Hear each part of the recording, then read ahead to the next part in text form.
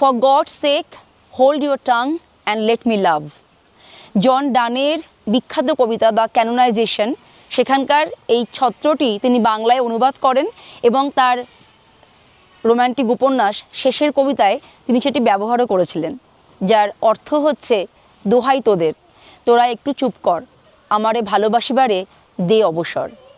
এই মুহূর্তে আমরা চলে এসেছি ব্রুকসাইড বাংলোতে, যেখানে রবীন্দ্রনাথ ঠাকুর 1919 সালের অক্টোবর মাসে এসে এখানে ছিলেন। 1919-এ উনি প্রথমবার শিলং আসেন এবং তখন উনি এখানেই ছিলেন। এর পাশেই রয়েছে মেঘালয়া লেজিসলেটিভ অ্যাসেম্বলি।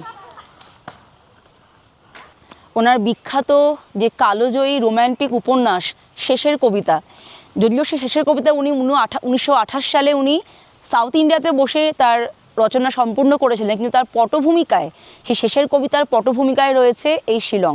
এবং শিলংয়ে এসে এখানকার যে বৈচিত্র্যময় জলবায়ু, তার যে মনোরম আবহাওয়া, তাতে কবি মুগ্ধ হয়ে এই শিলংকেই তিনি তার শেষের কবিতায় পটভূমিকা হিসাবে বেছে নিয়েছিলেন। তার সেই কালোজয়ী দুই চরিত্র শেষের কবিতার, অমিত রে আর লাবণ্য।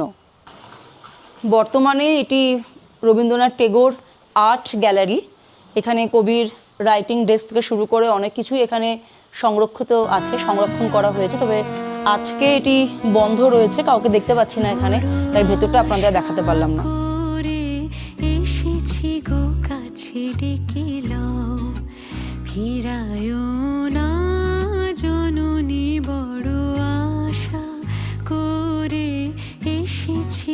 কাছে ডেকে